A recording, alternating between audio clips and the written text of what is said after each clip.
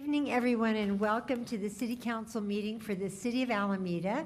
Tonight is Tuesday, February 17, 2026, and the council is about to go into closed session.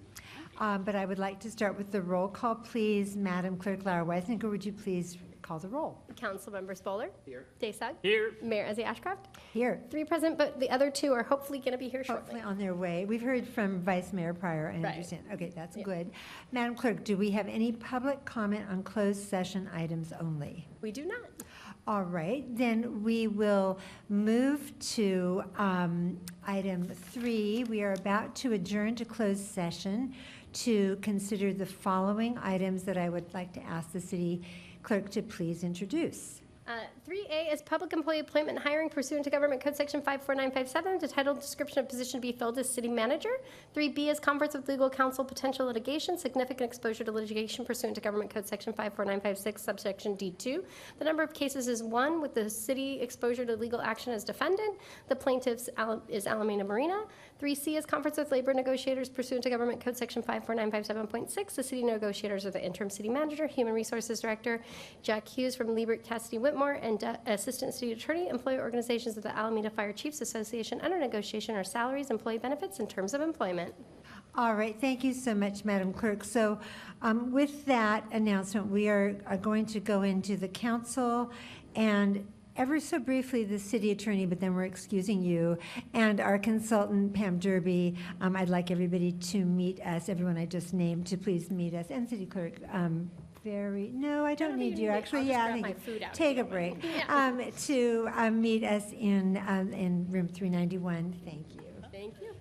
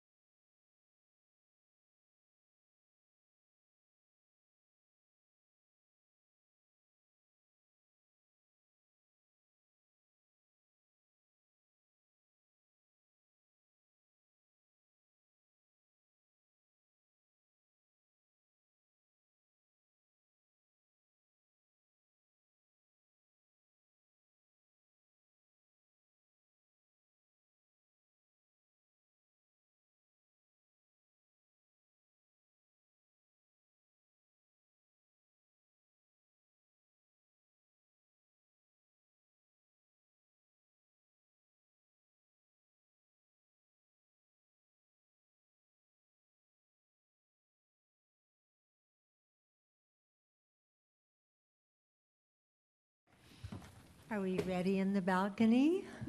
The balcony's ready, so we're all ready. Good evening, everyone, and apologies for starting a little late. We had some meaty closed session items, and we didn't get through all of them. The council will be going back after this regular session ends, but we got through 2 out of 3. Not bad. So the council has a welcome. This is the city council meeting for the city of Alameda. Tonight is Tuesday, February 17, 2026. With the Alameda City Council. We have just returned from 2/3 of the closed session. And so I would like to ask our City Clerk, Laura Weisinger, to please announce any action taken in closed session. So the first item, 3A, which was public employee appointment hiring, council provided direction with no vote taken. And second item, which was potential litigation, staff provided information and council provided direction, which carried by 4 ayes with Councilmember Daysog abstaining. And we'll go back into here 3C after. Thank you, Madam Clerk. And I will then adjourn the special closed session meeting and call to order our regular city council meeting. And I would like to ask Councilmember Tracy Jensen to please lead us in the pledge. Please rise. Thank you. I pledge allegiance To the flag of the United States of America and to the republic for which it stands, one nation, under God, indivisible, with liberty and justice for all. Thank you. Thank you, Councilmember Jensen. Madam Clerk, I don't think we have any agenda changes this evening, is correct? No. All right, well, I want to start the meeting by wishing everyone a happy Lunar New Year. This evening marks the beginning of the Lunar New Year, and you may know that this is the year of the horse. So you have to stop writing Year of the Monkey on your checks or whatever and write Year of the Horse. But the horse signifies independence, charisma, and forward momentum. That's nice, huh? So happy birthday to anyone who was born under that sign, or will be, I guess, this year. This evening also marks the beginning of Ramadan. So for those who observe Ramadan in the Muslim faith, we wish you a Ramadan Kareem. And with that, we will go to oral communications on non-agenda items. And these are items will take 15 minutes now for speakers. And we do have some speakers. We do have So I'll just do my little meeting conduct guidelines, which is to say that this is a business meeting. It is not theater, it's not a sporting event, and therefore we do not applaud, we do not cheer, jeer, boo, do the wave. We just sit and respectfully listen to our fellow speakers. If you're the speaker, come on up. I would say make that microphone your own gently. Be gentle with the equipment, but just raise it to whatever level you need to be heard. And when the timer goes off, or before the timer goes off, please finish speaking and return to your seat. And the reason I give these admonitions is we always want people to feel that this is their space. This is the public's meeting house. We're doing the business of the city of Alameda. We don't want anyone to feel intimidated to come up and speak. Oh, they might laugh at me or boo or hiss or something. We don't, because we don't do that. We create a respectful space where hopefully everyone feels safe to come up and say their piece. We love it when you're respectful, and then sit back down. And so just, I like to say, treat people the way you would like to be treated. And it goes well when we do that. So with that, Madam Clerk, will you call our first speaker? Yes, and we have 3, so look at 3 minutes each. First is Velma Gay, and then Orande Gordo and Gordon, and then Zach Thayer. Welcome, Speaker Gay. Hello, how are you guys doing once again? I'm here today to discuss, to see if someone can make an authentic attempt to address my concerns about what I endured while residing at Dignity Village. I was truly traumatized by the experience, and I met briefly today with Adam Pulitzer, who did not seem to have the time to spend with me. Initially, Jennifer Ott was assigned to me. However, she has moved over to Hayward's as city manager for the city of Hayward. And I need someone that can actually address my issues. Next is to begin, for us to begin to have a serious discussion, because what transpired at Dignity Village should have never occurred, and it's having long-standing effects, not only upon me, but as well as others who resided there. And because you didn't have an administrative infrastructure set up, you had the building, but you didn't have administrative setup. And you didn't have any policies, procedures, guidelines to ensure what happened to me, as well as several others, does not transpire again. So you need to have some sort of basically checks and balances, of which you did not. So Adam Pulitzer initially tried to assign me to Amy Wooldridge, as well as Simone, her assistant, but as you know, Amy Wooldridge is part of the problem, as well as yourself, because you knew well in advance what's transpiring at Dignity Village, because I told you well in advance with Marcy Johnson as well as others, and you did nothing. So it's traumatized me. That's why I'm here. So who do you have that you can assign me that can actually assist me in resolving the issues that I faced at Dignity Village? Is that all, or? Thank you. Well, it is public comment, so it is Okay. not question and answer. Okay. But certainly our staff are hearing you and can be in touch. Someone's gonna get in touch with me? Is that what you're saying? They can. Okay. Thank you. Our next speaker, Arande Gordo, and then Zach Thayer. welcome. All right, fine. Oh, Gordon, it is Gordon. Gordon, I couldn't read that last one. Excuse me. Mayor, members of the council, thank you for your time today.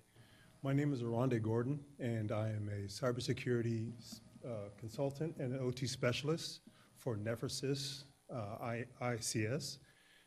Basically, what I do is free cybersecurity OT assessments for agencies, mostly industrial, but also I help with agencies with the California Cybersecurity Grant. That's actually coming up next month.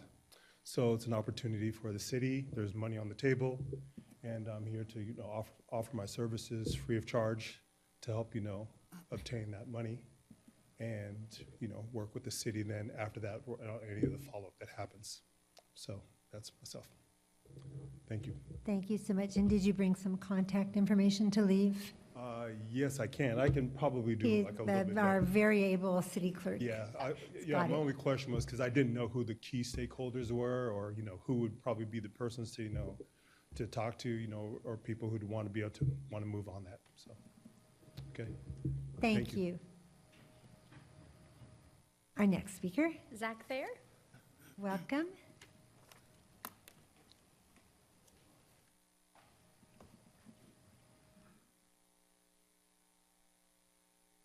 So I'm here to, I guess it's a little bit, I am the developer of that. And compliances against the state, I'm here to confirm the open comm communication with the Office of the 47th Administration, identifying at Fort Hill that DF5 is active in view of a heart scan. Communication with less than an hour ago. Nuremberg Order 208 is an active application. The application that the supervolcano that is placed at the location of the fort is to be understood in view of blatant gross malice and intentional negligence against the offices of the state. I wish to file under Bo Kim, James Huntsman v. the United States, Bo Kim. I wish to tell Ken Slade and Mr. Smith that we understand him as his impeachment agent, that it is okay to go after members of his political party that supported him, that are Mobites, that it is okay to be directive and efficient in view of the office of Inspector General, and that by the use of it in Anthraxia via the United States, the Nuremberg orders will be compliant. I have and will update Nuremberg Order 216, which will validate every one of the executive directors, including the war criminals, and their orders in view of active theater for blatant, gross malice and intentional negligence or day-to-day application in view of the view to food. That includes the activation of 3 more atomic weapons, 1 more biological weapon, and 2 more presidential assassinations. Members of the family of the current administration. By that of active procedure, I am informing this in active communication. I view the right to counsel in Wainwright v. the United States. I move against the application of 5 U.S.C. 29063 CFR Code of Conduct and identify it in view of the Congressional Medal of Freedom as forward application. In view of DMOC coordination, this is an application for the movement of the carrier group, the USS Prince William. We will be in U.S. waters by no later than February 28th to March 3rd with an active request for impeachment order 179, which indicates if any loss of myself, including heart attack, car accident, fight, arrestment, is a use of 13,971 Kemper missiles, or also known as the Storm Shadow Missile Project under L3 Harris, and is identified to attack under UN Order 10921 against the United States. Thank you. Thank you. Madam Mayor, we do Yes. have one more speaker. We'd missed it in the wrong thing. course. Ian Clark Johnson. Certainly. Welcome. Good evening, Mayor, Council. Thank you for your time this evening. My name is Ian Clark Johnson. I'm a practitioner with Urban Alchemy. I'm speaking in support of what's Let going. me stop you there. I believe you're actually speaking in support of an item that's on the agenda tonight. Yeah. Yeah, it's confusing. Right now, we're hearing non-agenda items, so people could come and just speak things that are on their mind that the city council has jurisdiction over. But the Urban Alchemy contract, that is coming up very soon. Okay. So if you will just go make yourself comfortable, we'll call you. Madam Clerk, remind me which item that is? 7E. 7E, Yes. yeah. Thank you. Thank you. It's confusing. All right. Any other? There are none. Okay, with that, I am going to close oral communication, and we are going to move on to item 5, which is the consent calendar. And these are routine matters that can be approved by one motion unless the city council, any council members remove an item for discussion. If an item is removed, we'll hear it at the end of the regular agenda. Council members may speak for up to 3 minutes on the consent calendar. So first, are there any items the council wishes to pull? Not just ask a question, I'll get that in a minute. No polls, seeing no council polls. Are there any council questions? Councilmember Jensen and Vice Mayor Pryor in that order? Because that's the order I saw you. Well, I just have a comment, not a question. Of course, tell us which item. It's on item 5E, the resolution approving a memorandum of understanding between the International Association of Firefighters Local 689 and the City of Alameda for 24-month term commencing January 1st, 2026 and ending December 31st, Yes, 2027. item 5E, what's your comment? I just want to comment to thank the members of the International Association of Firefighters, IAFF 689, and city staff in our HR department. The Association of Firefighters is a critical resource for Alameda residents and businesses, and I appreciate the staff and firefighter negotiators coming to resolution on this item, and I'm happy to support it. Thank you. Our next, or any other council questions, Vice Mayor Pryor? I have a question on 5G. All right. 5G, Madam Clerk, could you tell us what 5G is, please? Yes. Oh, 5G is my a public hearing to iPad dis- freezes. Yes. 5G is a public hearing to consider adoption of resolution amending Master Fee Resolution 12191 to add and revise recreation and park and aquatic fees for the calendar year 2026. And so now is also the time for public comment on that when Right. the mayor calls speakers. Right, and let me just say, are there any other council questions? Okay, Recreation Parks Director Justin Long, come on up. And your question, well, you're going to address it to Mr. Long. Yes, Director Long. hello. One, thank you for working with our aquatic members or residents in Alameda. I know that this is something you've been working on for a while. I was just wondering what the estimated fund impact is because and that was my question. Yes, so the annual fund impact is a reduction of about $15,000 a year in revenue. Okay, and that was my clarifying question. Thank you.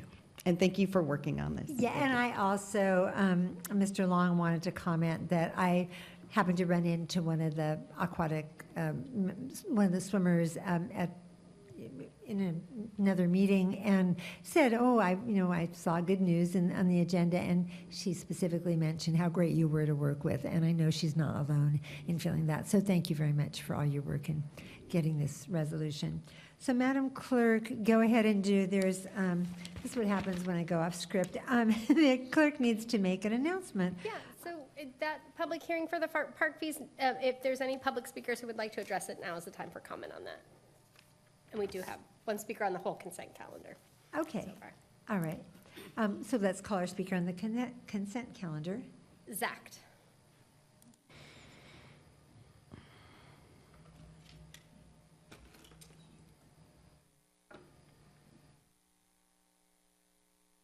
Let's do it this way.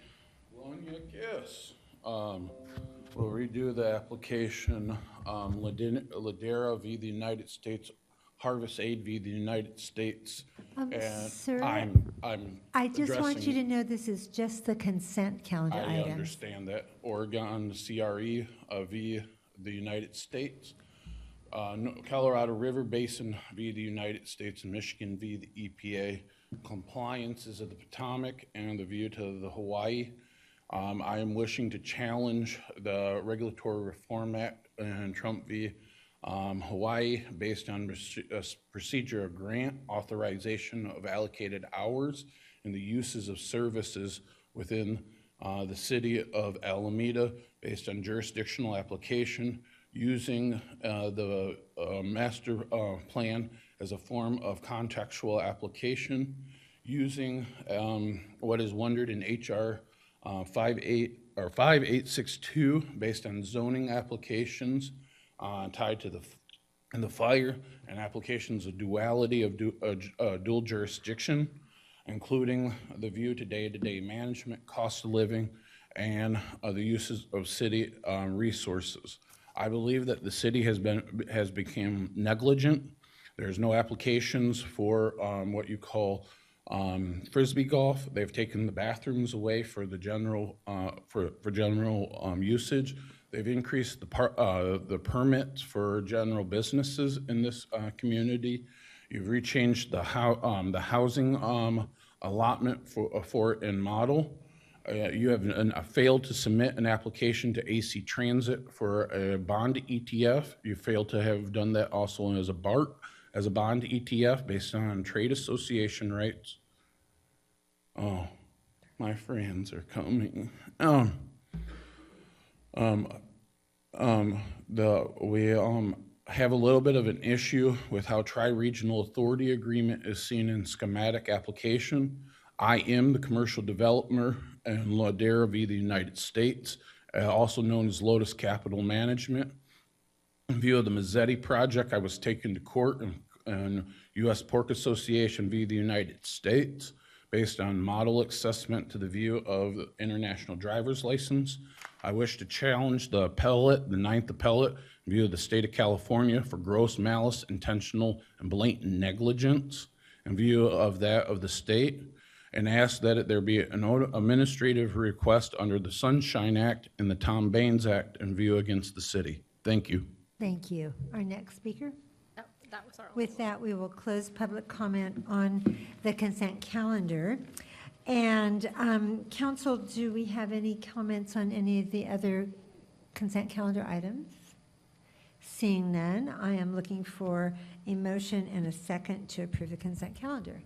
I move that we approve the consent calendar. Been moved by Vice Mayor Parr, seconded by Councilmember Jensen. All those in favor, please signify by stating aye. Aye. Aye. Any opposed? Oh, vote no Yes, on sir. 5E. I'm sorry, say it again? Vote no on 5E. Noted. All right. So now we will move on to the regular agenda. And we'll start with item 7A. Madam Clerk, would you please introduce that item? I believe we have a remote speaker, is that it? I mean, a remote presenter. All We right. do. All right. It's Madam Clerk. adoption of resolution adopting and ratifying revised salary schedules for the city council appointed positions of city manager and city attorney to ensure compliance with CalPERS requirements. And the consultant has been promoted and should be able to unmute herself and speak All right. and show her screen if she wants to. Okay. Good evening, Madam Mayor and honorable members of the council. I want to confirm that you can hear me clearly. We can. Hi. Hello. I am here to give you a brief summary of the item before you. The action that's being requested of the council tonight is to approve. Before you do that, would you be so kind as to introduce yourself? Of course, thank you for that kind reminder. My name is Isabel Safi. I am a partner with a law firm of Best & Krieger. I serve as special counsel to the city, advising the city on compliance with CalPERS requirements.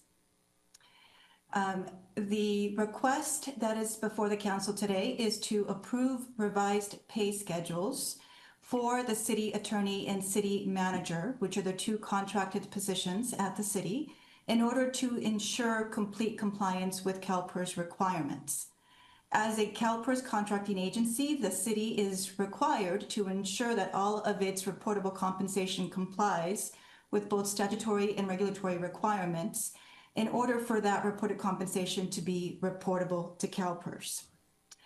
The city council will recall that previously the council did approve pay schedules for the city attorney and city manager positions, given a request from CalPERS because they had identified that those positions were not on city council approved pay schedules. The revisions that are now before the city council are to incorporate pay ranges for the compensation of the pay rates for the city manager and the city attorney. Pay ranges which were not on the previously approved pay schedules for these two positions are consistent with what the city already uses for all other positions at the city. Plus, they also ensure that the city can appropriately distinguish between cost of living adjustments, which are provided across the board, versus merit or performance increases that are provided in recognition of the performance of the incumbent in that position. Without pay ranges and only reflecting single values on the pay schedule, those merit or performance increases run a significant risk of CalPERS not recognizing them as reportable, which would be inconsistent with the intent of the city council. The proposed ranges are consistent with prior, the span is the same as the span for all other positions. In other words, the low to the high value is a 21.55%. It's the same range across all other positions. In addition, and to make clear, the action being requested of the council does not change either the current or prior compensation that the council has approved for both the city attorney and the city manager, nor does it obligate the council to any compensation for either position. It remains under the sole discretion of the city council. The pay schedules that you're being asked to revise are pay schedules dating from June 19th of 2022 all the way through July 13th of 2025. They accurately incorporate COLAs that were approved by the city council for both the city attorney and city manager positions, as well as market-based adjustments that were approved in recognition of the positions held by the city attorney and city manager. With that, I will end my summary of what's being requested of the council, and I'm happy to address any questions that you may have. Thank you very much. That was a great report.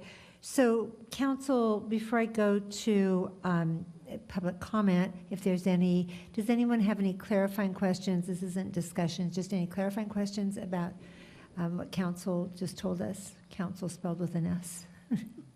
Okay, I'm not seeing any. Madam Clerk, do we have public comment? None. No public comment, so we'll close public comment on item 7A, and we'll open it up to deliberation or just a motion and a second. Looking to my right. I'll move for approval. All right, we have a motion by Councilmember Bowler, seconded I by second. Second. Vice Mayor Pryor. Any further discussion? Seeing none. All those in favor, please signify by stating aye. Aye. And that was unanimous, right? Okay. That motion passes unanimously. Thank you, Ms. Saifi. And You're very welcome. thank you, everybody. So with that, we are moving right along. So our next item, Madam Clerk, you want to introduce our next item? Is a recommendation to accept an informational presentation on Alameda Police Department data from the police auditor. And I understand that our police auditor, Ms. Lee Grossman, needs 15 minutes rather than the customary 5. And, you know, this is a lot of meaty information, so I just know we want to vote to give her the 15 minutes instead of 10. Right? Right. Okay, let's have a motion in a second. Moved by Councilmember Jensen, seconded by Vice Mayor Pryor. This is 15 minutes enough? Is that enough? Yeah? Okay. To allocate, it's really just 5 more minutes, allocate Dr. Grossman 5 more minutes for a total staff report time of 15 minutes. All those in favor signify by stating aye. Aye. Aye. Let's signify by stating aye, Councilmember Daysog. Thank you. There's a record to be created here. And that motion passes unanimously. Welcome. Thank you. Good evening, Madam Mayor, members of the City Council. My name is Lee Grossman, and I'm the police auditor for the city. This evening, I'm here to present you a very high-level overview of the data from 2025. Thank you for your time, and I look forward to any questions you might have. To give you a brief overview of what I am going to present tonight, here are a few key findings. First, while there has been an increase in internal affairs investigations and use of force incidents and arrests, there does not appear to be an increase in misconduct. In fact, sustained rates for internal affairs investigations have decreased this year compared to previous years. There has been an increase in proactivity in police officers, and so that might be one reason for the increase in some of these numbers. In 2025, there was a large increase in stops, particularly driven by an 89% increase in traffic stops. Regarding traffic stops outcomes, that would be a ticket, a warning, an arrest. Outcomes are fairly consistent across all races, which is what we like to see. Lastly, staffing numbers have remained fairly consistent over the past 3 years. That is for both sworn and professional staff members. So the number of internal affairs cases increased by approximately 70% in 2025 compared to 2024. There was also an increase 2023 to 2024. I review each case. I believe the increase in cases is partially due to supervisors taking a more proactive approach to reporting allegations made by members of the public. The California Commission on Police Officer Standards and Training requires notification when certain allegations are made. They also require an investigation. These investigations don't need to rise to the level of internal affairs investigations. However, that's the route that APD has chosen to take, and I think that is why you'll see their numbers higher than similar agencies across the Bay Area and across the state. Over the past year, the department has investigated serious allegations of misconduct, including 18 cases involving use of force allegations, 15 cases involving bias-based policing allegations, and a couple truthfulness cases. Thankfully, none of these alleged violations were substantiated. Because of body-worn camera and other technology, the majority of interactions between the public and the police are captured, and they're used to help make determinations regarding the allegations. So far in 2025, 48 of 59 cases have closed. 9 of these cases have at least one sustained allegation. Some of the sustained allegations are for firearm safety, conducting an unsatisfactory work product, conduct towards others, body-worn camera activations. Disciplinary actions range from counseling and training, and in some cases, suspension. Moving on to use of force incidents. The Alameda Police Department defines use of force as the application of physical techniques or tactics, chemical agents, or weapons on an individual for the purpose of self-defense against an assault, overcoming resistance to arrest or custody, or preventing escape from custody. In 2025, the department recorded a 67% decrease in weapon display incidents, which is involving pointing a firearm or a taser at an individual. However, incidents involving low-level uses of force saw a 54% increase. Additionally, there was a 1 incident increase in intermediate level uses of force. There were 8 in 2025 and 7 in 2024. The most common force type used by the Alameda Police Department is a control hold. They are department-approved techniques used to manage an individual's movements by applying manual pressure to specific areas of the body. A control hold can be applied without causing pain. They can include, pushing, pulling, lifting. And I do want to note that there is no one standard definition of force that needs to be reported by police departments. So not all police departments would consider lifting an individual's legs into a patrol car as use of force. Alameda does. And so that contributes to the high numbers that you see in Alameda that you may not see in other agencies. So in 2025, 76% of all use of force incidents involved a control hold, and 30% involved only a control hold. So you do see multiple force types being used in each incident, oftentimes. As I mentioned, traffic stops increased by 89% in 2025. The department did prioritize traffic stops, and as a result, you see a large increase. The biggest increase is in moving violations, which includes things such as speeding, improper turns, running a red light, not stopping for pedestrians. So looking at traffic outcomes by race, you see that very few stops result in an arrest. Typically, that would be due to a warrant, a DUI, or drug possession. Approximately half of all traffic stops across all races resulted in a citation, and the other half resulted in a warning. Though you do see a little bit of fluctuation, it is fairly consistent across the different racial groups. So looking at moving violation traffic stops by race, a big area of concern for the community as well as the department is whether officers are stopping people due to their race. Data from the US Census is often used as a comparison to the stop data, kind of looking for a benchmark. When looking at traffic stops and stops in general, census data is actually not typically an appropriate benchmark, as a large portion of those stops do not live in Alameda. So I used citation and warning data from 2025, and I found that only 36% of those that received a citation or a warning lived in Alameda. So the majority of people stopped do not live in the city. So they're here for business, they're here for shopping, they're here for school.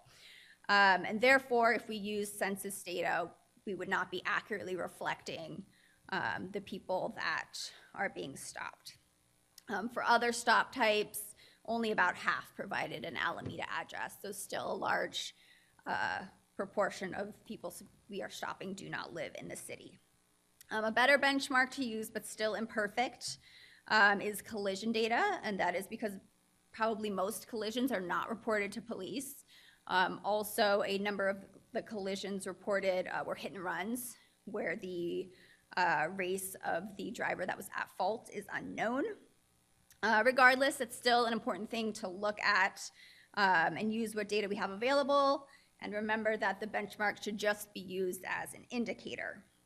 So the table above looks at moving violation stops, which again, speeding, running a red light, not expired registrations or tints, and compares it to the race of at-fault drivers of collisions reported to police. The biggest differences you see are with Asians, who make up 19% of the moving violations, and 29% of at-fault drivers, and Hispanics, who make up 27% of moving violations and 17% of collisions. It is important to remember, however, that almost 1/3 of the collisions were moved from the data set because of the hit and run incidents where the race of the at-fault driver is unknown. So still something important to look at, but we don't expect a perfect comparison between the data. Calls for service, you do see a little bit of fluctuation, but relatively stable over the past 3 years.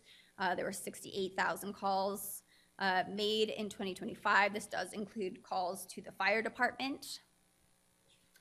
There was a 56% increase in felony arrests and a 28% increase in misdemeanor arrests compared to 2024. A big driver of those increases were theft and shoplifting charges. The department did have an increased focus on business districts, and you do see that reflected in the numbers.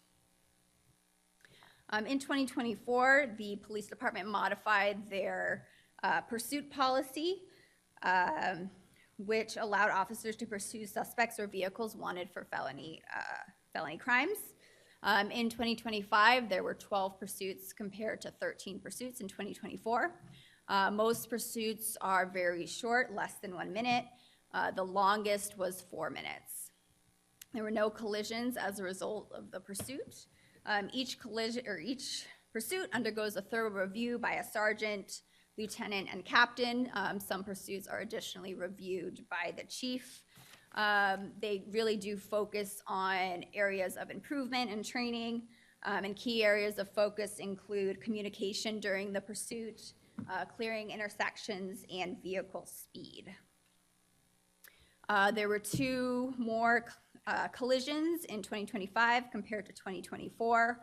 Employees were found to be at fault in 78% of these collisions, and about half of the at-fault collisions involved the officers striking a fixed object, which is similar to 2024. Since 2022, when an individual reaches out to the police department, they received a follow-up text message with an invitation to complete the survey. The department switched vendors in 2025, which allows the survey to now be completed completely by text message in the hope of increasing response rates. Response rates did increase. You do see an increase over the years in dispatcher satisfaction, the department in general, and with safety in Alameda. There was a decrease in the satisfaction with officer professionalism. However, I do want to note that officer professionalism still has the highest satisfaction rate, and most satisfaction rates you see are 4.5 out of 5. So still good numbers. The numbers have been steady over time. We did have periods where the survey did not work as expected. That's the little empty areas in the data. The department is working with their vendor to fix the issue. Staffing levels have remained steady over the past 3 years. Sworn staffing is 25% below authorized levels, and currently sworn staffing is frozen at 72. There was a large increase in claims filed against the department. They're filed when an individual believes the city may be responsible for damage or loss to their property. Over 40% of the claims in 2025 are related to vehicle tows, which is consistent compared to 2024. The city paid out 4 claims in 2025, 3 related to accidents involving APD vehicles, and 1 additional that involved a use of force entry case. A third-party administrator does handle all of these claims on behalf of the city. Training, post mandates that officers in California complete 24 hours of continuing professional training and 18 hours of perishable skills training every 2 years. Alameda officers on average receive about 100 hours of training each year. Some of the topics included drone training, patrol training, which includes investigations, warrants, and going to the shooting range, emotional intelligence, and canine training. And finally, CALIA accreditation, which is something that I began working on with the department in 2025. Becoming accredited means the department voluntarily meets an established set of professional standards. The work to become accredited involves a lot of policy changes and other written directive changes. It involves a lot of labor. APD is also required to show that it complies with the written directives. The department has 3 years to gain accreditation. It has been less than 1 year, and we have made substantial progress. One of the bigger obstacles is the policy platform changes that have been made. It was a little hiccup, but we are back on track and plan on gaining accreditation in the next year and a half or so. That's it. Thank you. Thank you very much, Dr. Grossman. Nice work.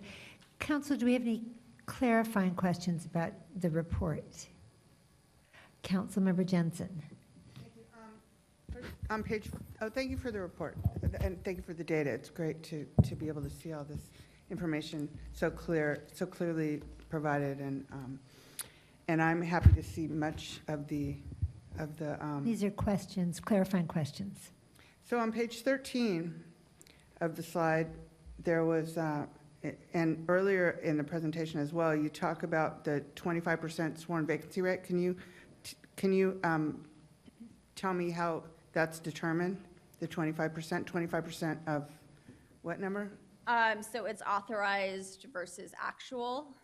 So I believe they're authorized to have 88 officers, and they actually have hired, there's, between 69 to 72 officers.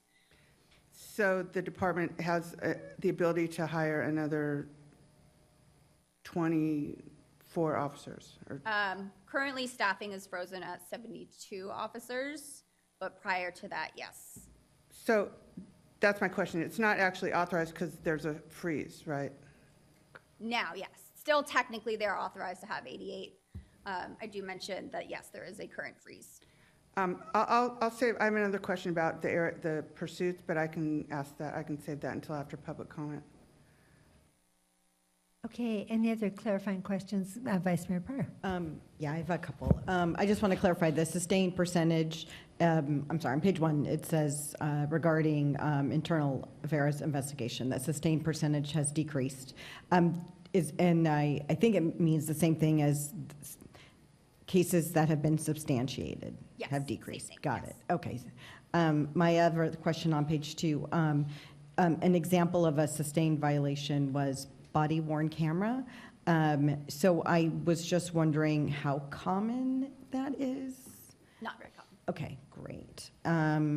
Also, about the use of force,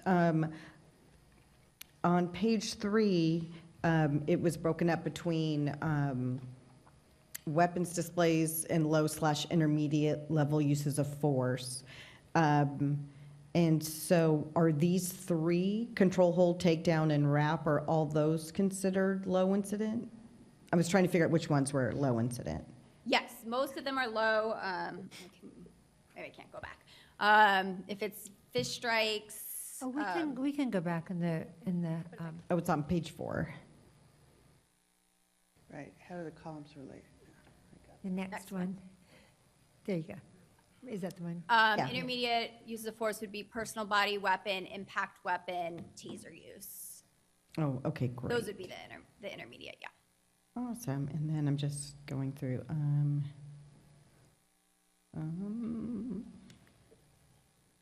Oh, okay, that was a comment, so I'll skip that.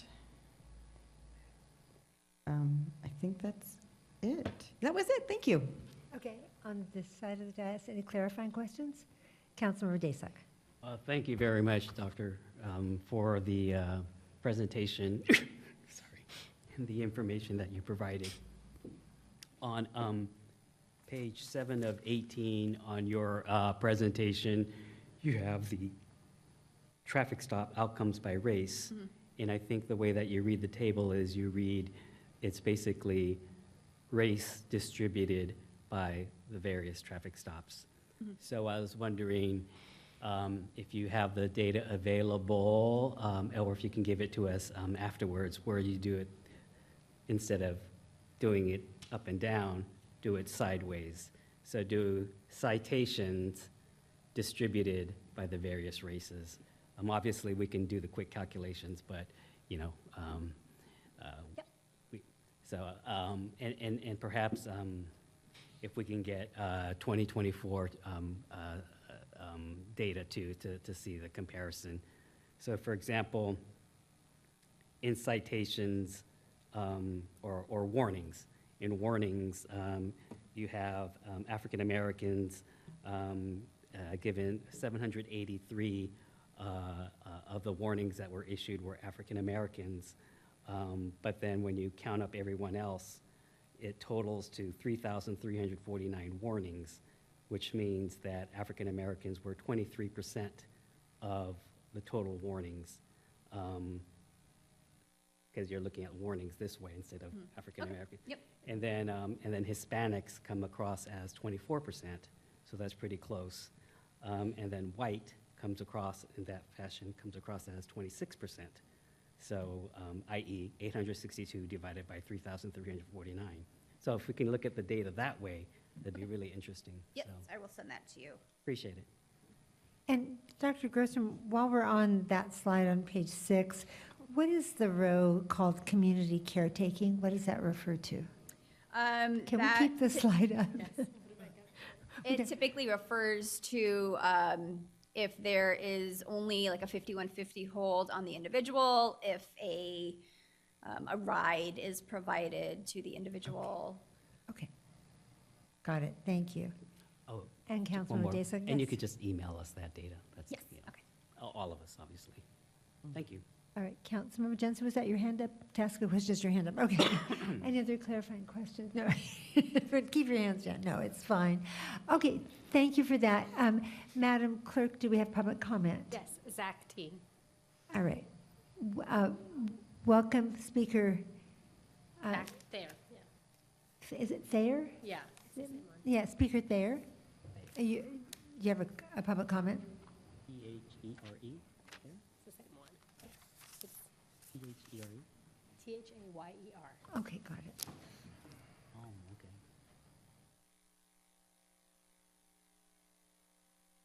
This way. In view of Master Limited Partnership Fund Wells Fargo MP case,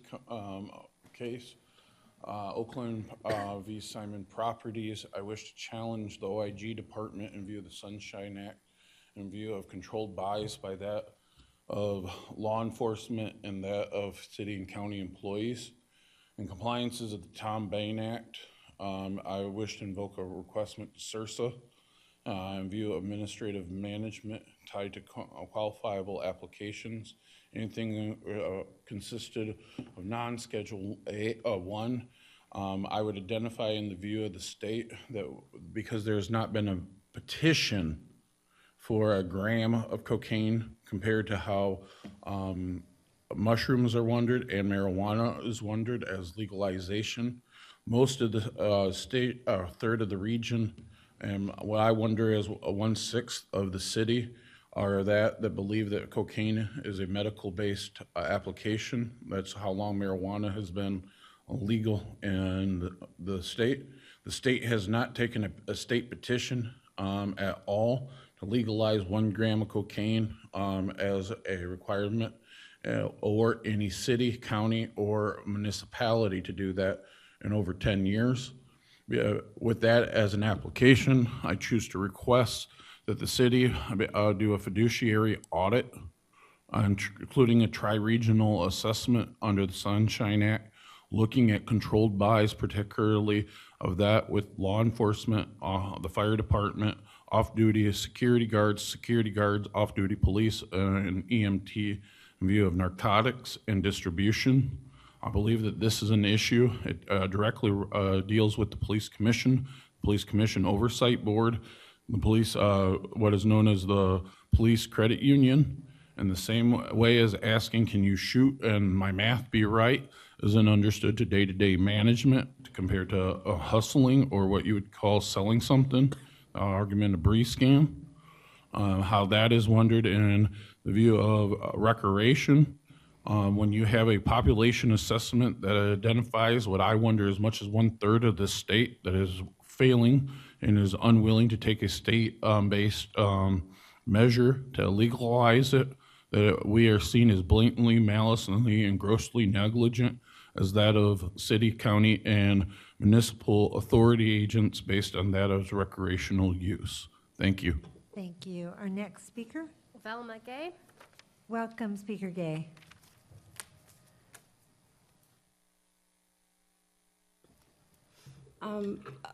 In regards to the young lady who just provided the information on police auditing, one of the things that I'm hoping to establish, as you probably already know, is that to establish more structure within the homeless community, because I feel as though what transpired me, and as well as others, of which you're meeting one, is Zach Thayer, who was currently living with me at Episcopal Christ Church.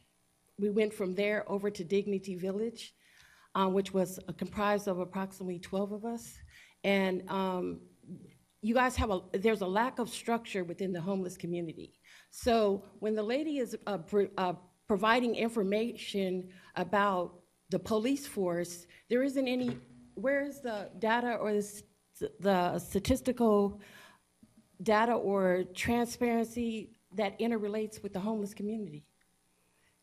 Yet we know that the homeless community are having a problem with, I see them stealing stuff out of the, like there's an issue there with the police, but they're like living in the shadows, and it has to be structure and like working with all departments and structure within the homeless community, and it's definitely lacking. So I don't know how to begin the process of starting something that we have more structures where there's policies, like she's mentioning accreditations, audits.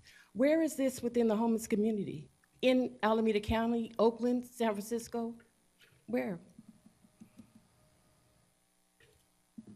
Thank you. Our next speaker?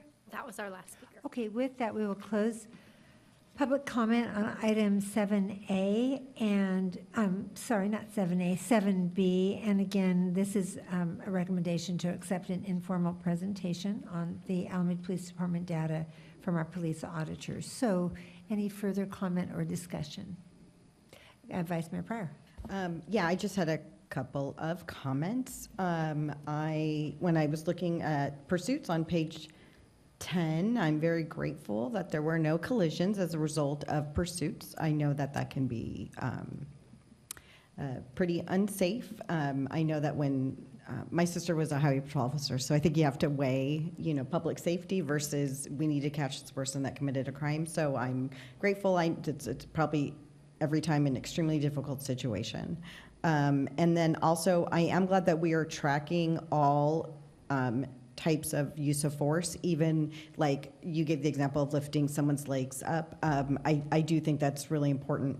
I think it keeps all of us accountable, it keeps us safe, the transparency with the community paired with the body camera footage. So I just want to say I'm grateful for that, and thank you. Thank you. Councilmember Desog? Just a quick comment. I want to thank Dr. Grossman for the presentation and also for the observation on how to look at the data or evaluate the data given that sometimes the data is affected by not just local population, but by, population that comes in and out of the city. So that was an interesting observation, and just want to thank her for that, as well as I'd love to move approval of the presentation, of the report. Councilmember Bowler, please. Thank you. I just want to comment, thank you, Dr. Grossman. Thank you to really all the sworn members of our police department. I think the main intention here in terms of transparency is definitely quite evident in this report. In fact, there's multiple occasions in that presentation where you can see how the police department is working to enhance transparency, extra levels of reporting, extra levels of training, extra levels of investigation that are not done in other departments. And so I think that that really serves the community wish to have really effective community policing, but also fair and obviously legal and very compassionate service calls. We have a large number of service calls that's continuous. We have a steady police force that has been basically steady numbers for some years, but we've also seen in just this last year quite an increase in terms of enforcement when it comes to some property crimes with the business districts and also other types of property crimes in addition to traffic safety, and seeing that. And from my perspective in terms of talking to people in the community, that's exactly some of the areas that our residents are the most concerned about. So despite the consistent staffing levels and these extra levels of transparency measures, nonetheless, the department has used some of its technology and some of its strategic placement of resources to affect that. And I think that's really some good news. And you also see, really, when it comes to the use of force and some of these other issues, that the department is really doing a really good job. And I want to accentuate one last thing, which is the training piece, just one more time, because we've had other presentations this year looking at the department's efforts with training, and it really is remarkable the amount of extra work that's done there, which it's a very difficult job, obviously, being a peace officer, and we're lucky to have the people that serve us in the community in this function, so we appreciate it. Thank you, Councilmember Bowler. Nicely said. And I just want to end with my thanks and appreciation. We have a couple of Alameda Police Department personnel in chambers this evening, and we are very fortunate to have the fine department that we have. It's a growing department. It's a young department. We've been able to hire a lot of new officers, but they do tend to be young, so we really rely on some of our senior folks to provide the role model, the training, as you said, that's so important. But what I also appreciate so much is this is fact-based actions that are being taken. We hired a police auditor. We are looking at the numbers. We are making adjustments accordingly and assigning patrols and officers, for instance, to our business districts. And, as a council, I know and I'm sure my colleagues hear from residents who are very upset about the speeding that happens, especially around schools and in our neighborhoods. But when you see the increase in moving violations, that is saying that we hear you. We know that people, our residents, the people who do business here, who come to shop or go to the beach or what have you, they want to feel safe, and we want that too. But the fact that there were more out-of-towners getting the citations means you didn't get the memo about Drive 25 in Alameda. But no, it just shows that we're listening. When I say we, I'm giving credit to APD, but listening and responding and doing the things that it takes to make the community as safe as possible. The numbers, the staffing troubles me, and I'm just going to mention this ever so briefly because I don't want to get into any problem with the Brown Act, but we do need to get those numbers up to where they're authorized. And council, let's just look forward to doing that in the future. So thank you so much, Dr. Grossman, for bringing all this to our attention, and APD for what you do every day, 24/7, while we sleep, to keep us safe. So what we need is a motion to, and I think I might have heard it from Councilmember Daysog, to accept this informational presentation on Alameda Police Department data from the police auditor. So it's been moved by Councilmember Daysog, seconded by Councilmember Bowler. All those in favor, please signify by stating aye. Aye. That is unanimous. Thank you so much.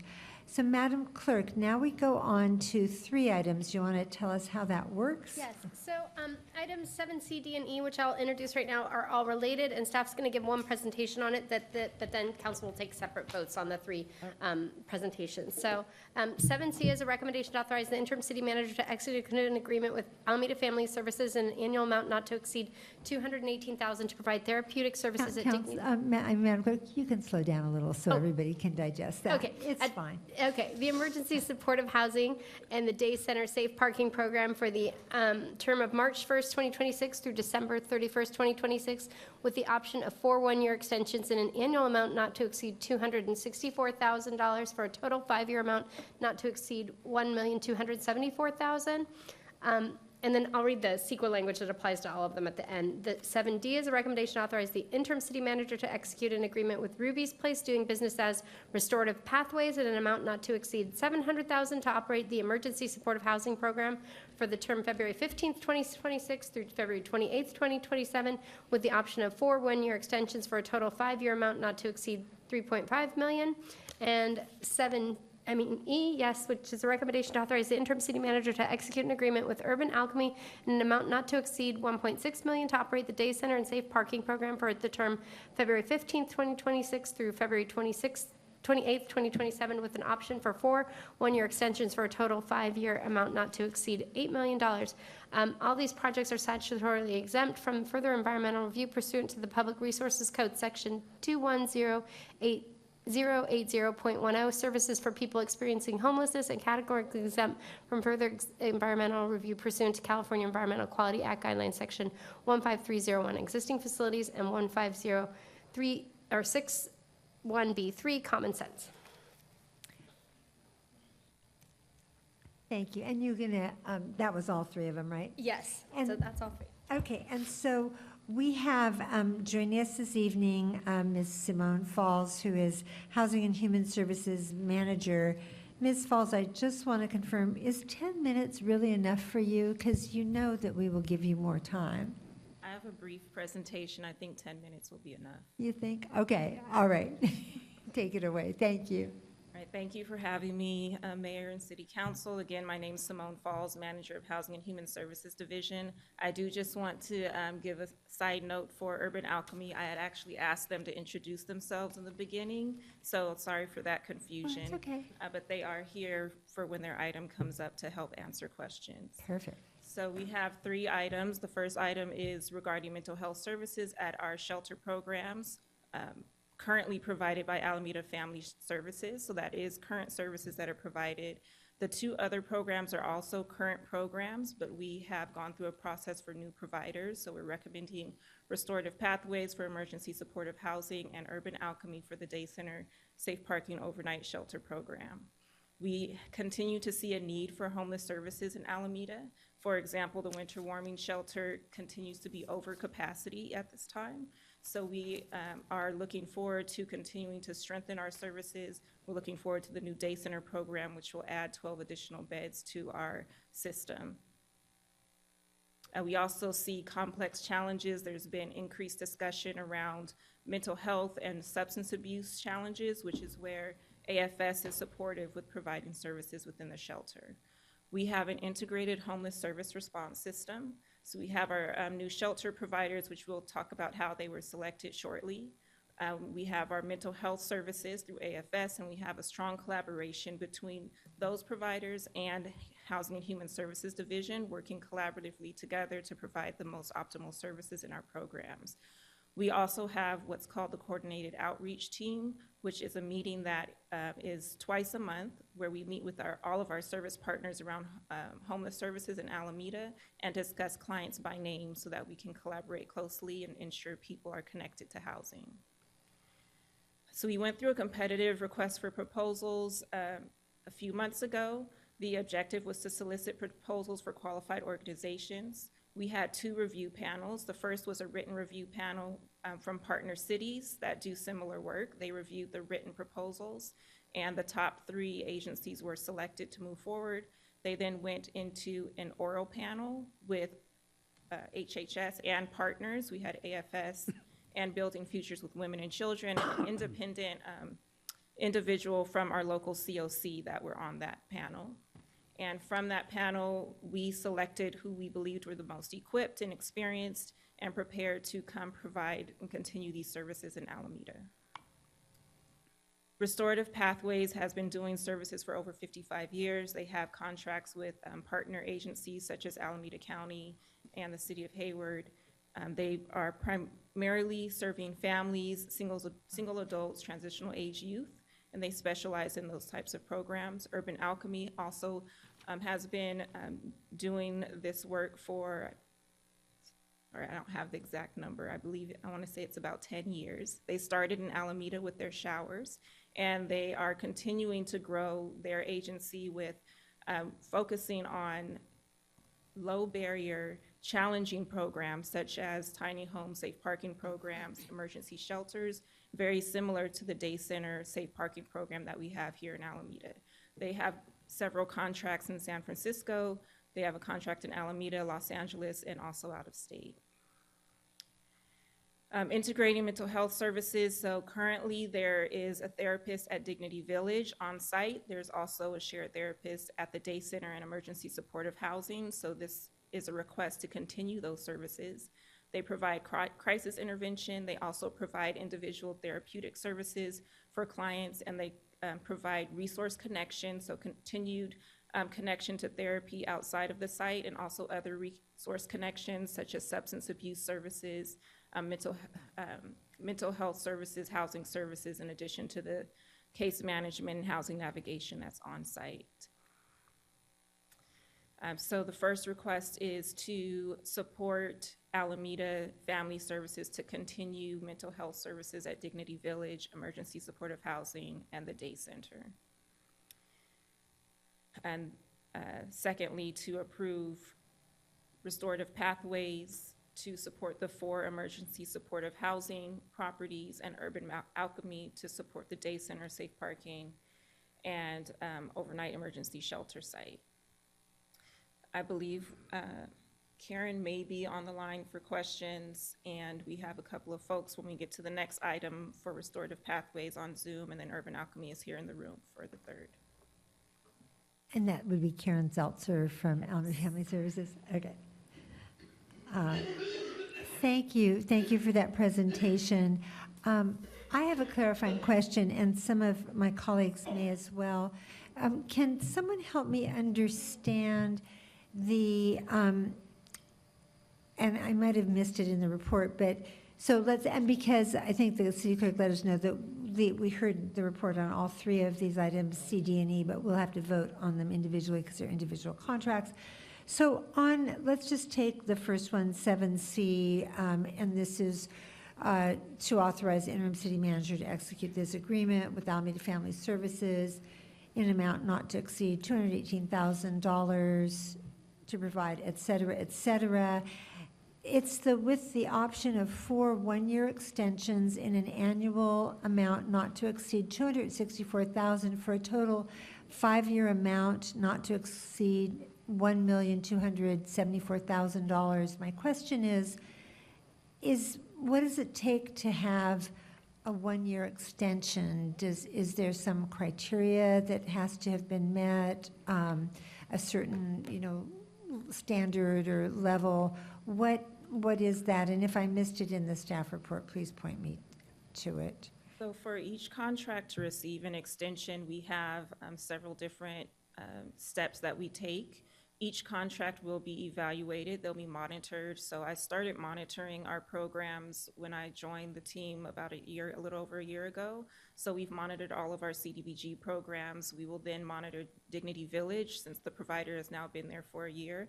And these providers will also be monitored after 6 months and then after a year to ensure that they're meeting their outcomes, and their outcomes are listed in their scope of work. Also, each year we would reevaluate their outcomes to see if they should be changed. It's also dependent on funding availability and the desire to continue the program, so that's something that we would discuss if there is a continued need for the program. I appreciate that, and this might be a question for legal, for the city attorney. Where is it in the agreement that includes those conditions of renewal? Because It is, I don't know the section, but Is there it? is a section in the agreement that So, Madam Mayor, I think the agreement is as drafted. It's in section 1 where it authorizes to 4 additional years. And combined with the staff report, it gives the city manager wide discretion to authorize the extensions. And so the staff report as written essentially grants the city manager wide discretion to entertain extensions or not. The council is essentially delegating that authority to the city manager based on the staff report. Okay, and so you see that in the agreement, section 1, which is term, and then does it in some way refer back to the staff report? No, we always interpret these agreements in light of the staff report. Incorporated, We always yeah. do. And the staff report essentially asks the council to delegate the exercise of these extensions to the city manager by using his or her discretion. And I appreciate that. This is possibly one of the lower contracts because the total is $1,274,000, $1,274,000. We, as we sit here today, we have an interim city manager who's very capable but will not be here a year from now.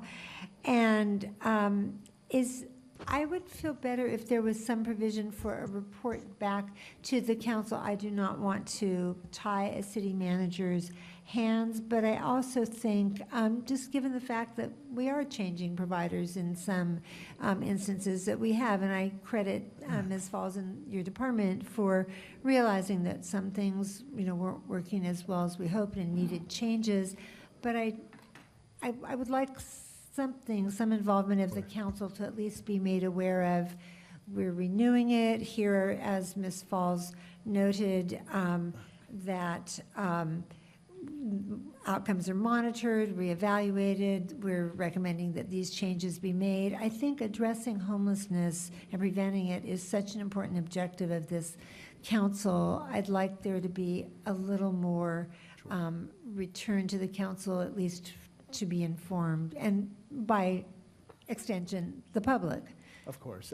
The council has some discretion here. So the council could, for example, direct staff to provide the council with a written update certain number of days before the city manager chooses to entertain the option. So that's one way the council could retain some public reporting. If the council, that would be typically done off agenda. The city manager would prepare a memo and send it to the council. If the council wanted a higher level of public involvement, of course, the council could direct the city manager to return to council for a presentation each time that the contract is set for renewal.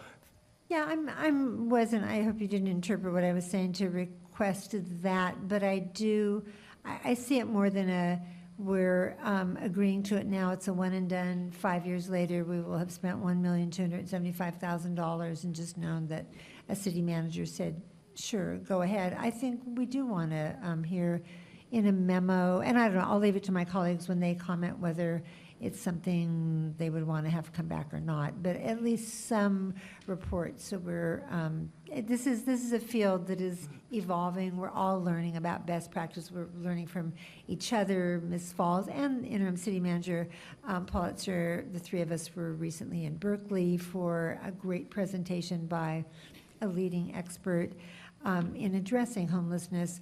So we're always learning new ways. So, okay, that it could be done with staff direction. Yes, absolutely. Okay, thank you for that. That's my clarifying question. Other clarifying questions, council? Councilmember Jensen. Thank you. My questions have to do with the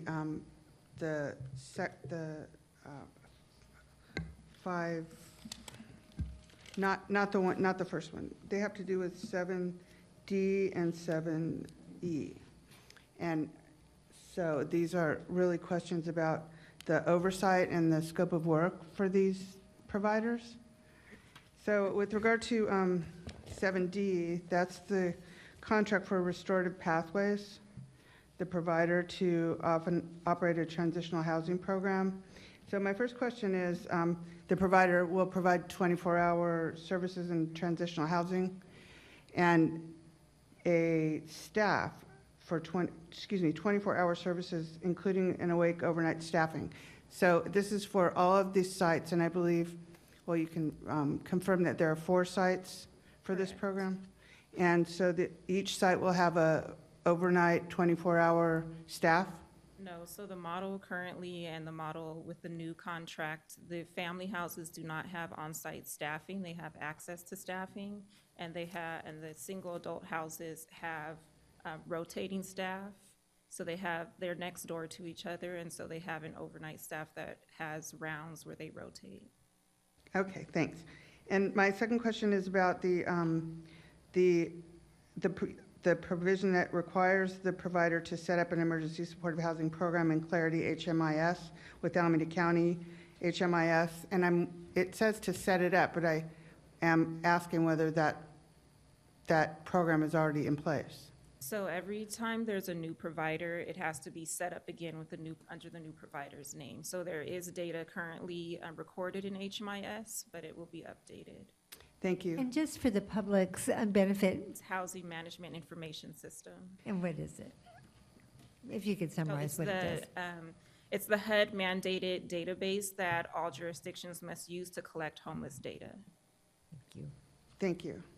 And can you, there's several times referenced in these documents, the City of Alameda Engagement Services Team and the Alameda Point Homeless Services Program. Can you define both of those teams and programs? Yes, the City of Alameda Engagement Team is our internal team. So they provide homeless street outreach services and light case management and resource connection. They will work closely with the Day Center program as they typically have shared clients. And Alameda Point Homeless Services Program is a placeholder name for the Day Center Safe Parking Emergency Shelter. Thank you. Also, with regard to the Restorative Pathways Program, the Emergency Supportive Housing, there's a provision in the scope of work that says that the provider will collect and save 30% of clients' income and render the funds upon discharge. My question is, how is the 30% determined, and how are the funds collected? So the funds are determined based on the ability. It's not a requirement for people to be in the program, but they are working with clients to collect the funds. Currently, they collect the funds in their own bank account. So that's something we'll work with Restorative Pathways if they want to continue that model where the clients save their own funds in a bank account. And then their case manager works closely with them to budget and monitor that those funds remain. But because it's not a requirement, it is one of the looser parts of the scope of work. So it is a provision that the provider will collect and save 30% of clients' income, but that is the 30% you're saying is not arbitrary, or it's not? It's not. Some transitional housing programs, they collect the money and the money goes back into the program. We don't manage that money in that way. The money goes back to the client, so it's not as strict as some other transitional housing programs. I see, thank you. And I think those are, with my last question on the first contract, or the restorative pathways contract, is the case management and housing. And so one of the requirements for case management and housing navigation is that on-site case management and housing navigation services will be provided one time per week, including holiday weeks. And I just wanted to know how that oversight happens. How do you or Alameda City contract managers know that that is taking place? Similar to the coordinated outreach team meeting, we have meetings. So our homeless services program manager, I believe you're all familiar with Camille, she meets with the providers. Currently, she meets with Dignity Village every week, so she will be meeting with these providers also, starting on a weekly basis, and it may decrease to biweekly or monthly depending on the need, but we would start off with weekly meetings. The coordinated outreach team meets once a week? They meet twice a month. And the CARES, the Collaboration Advancing Resources, Efforts, and Supports meets? Once a month. Once a month. Okay. Okay, thank you. And then I have a couple of questions on the other contract. Sorry. The Urban Alchemy Program. So I wanted to, well, this is actually on both.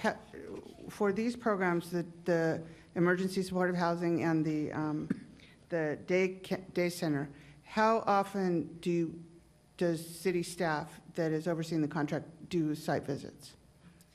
So we will do random pop-ups, and additionally, we'll have scheduled visits. We don't have an exact cadence of visits, but we do random pop-ups. Both Camille, and our engagement specialist supervisor go to the program sites. And my last question, I may have some more later. Thank you, Ms. Falls. But when you mentioned in the scope of work and in the report, as you mentioned in your report too, there'll be a shelter opening at 1041 West Midway. Do you have an idea when that's going to open? Or do we have an idea? I don't know if there's an official open date, but I would say late summer, early falls when we expect it to open. Thank you. Those are my questions. Okay, other clarifying questions from council? Madam Clerk, do we have public comment? We do. We have 3 speakers All right. on all of the items. First is Zach, then Ian Clark Johnson, and then Velma Gay. You're withdrawing your comment, are you? All right, that's fine. Ian Clark Johnson. Yes, welcome. Now's your time. Good Hello. evening, Mayor. Good evening, Council. Thank you for your time this evening. Ian Clark Johnson, representing Urban Alchemy. Grateful to be here. Want to push forward with this opportunity. Given this opportunity, we believe that we're going to bring a change and some support, and really just do it with love and respect. Our mission is to transform people and places with love and respect, which makes our motto a little different. We utilize men and women with lived experience, previous experience, some returning citizens that have been previously incarcerated, some that have been formerly homeless, folks that have exercised some resilience in the space they are today, to build a relationship with someone that's, maybe in a low place and just needs some support, and really just needs someone to wrap their arms around them figuratively by wraparound services, being present 24 hours. I think this model is very unique because it gives us the opportunity to have a day center where folks could come in, access services, showers, have a small computer lab and have different things. And also you'll have mental health folks on site. And then also you have an opportunity for safe parking outside, where you can have men and women who are experiencing homelessness but living in vehicles, gives them a safe space to park their vehicle, to be. A lot of times we have experience where we operate a safe parking site in Oakland, and what it's really allowed people to do is go to work, like be able to let their guard down, know that their vehicle is safe. Another thing that we'll be able to do is have the overnight beds. The overnight beds are going to be humongous because just like tonight, you think about how cold it is, how rainy it is outside, have a safe, warm space for folks inside with 24-hour support. And so one thing that we do, we don't not only take pride for inside the facility, but you'll be seeing us outside the facility doing outreach. We're grateful to just become stakeholders within Alameda. A lot of our workforce currently are folks who live in Alameda County. We have some folks that live in Alameda, founded in San Francisco. We do a lot of work in San Francisco. That's where our headquarters is. So we consider ourselves a local organization. So we started with shower program in Oakland and Alameda probably about 5 years ago. Unfortunately, due to funding gaps, that program went away, but we were able to have some relationships with folks out here. And so we're just excited with this opportunity, if granted this evening, to be able to do some good work here in the city of Alameda. I thank you for your time. God bless. Thank you. Our next speaker, Val McGay. Speaker Gay, welcome.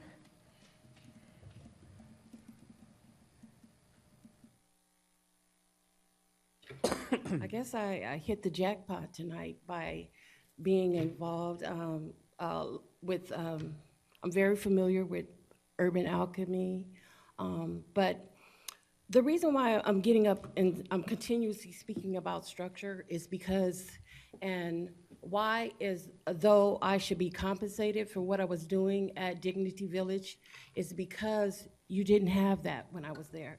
You didn't have Simone Falls before.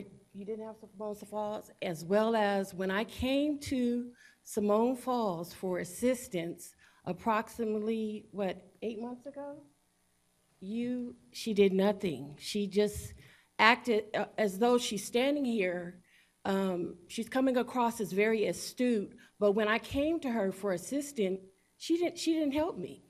So I'm wondering, I'm confused by the veneer of, or the mask of, you have a person that's been chronically homeless that is standing before you, and all of these services, I've seen all this before. And I haven't seen anything that became anything good other than what I did at Dignity Village. So I'm concerned that this is why I'm here. What I needed wasn't there. And what was put in place, I'm the one that accomplished that. So I'm trying to figure out how you feel as though that I should not be compensated for what I did at Dignity Village. You have Zach Thayer, who personally witnessed, I wasn't even planning on meeting him today. I didn't know he was going to be on schedule. He personally witnessed what I was doing there at Dignity Village. So how is this all coming about? I'm concerned about Urban Alchemy, which is another organization other than Five Keys organizations. I mean, the vetting process, are they meeting? That's what I mean by accreditations, audits.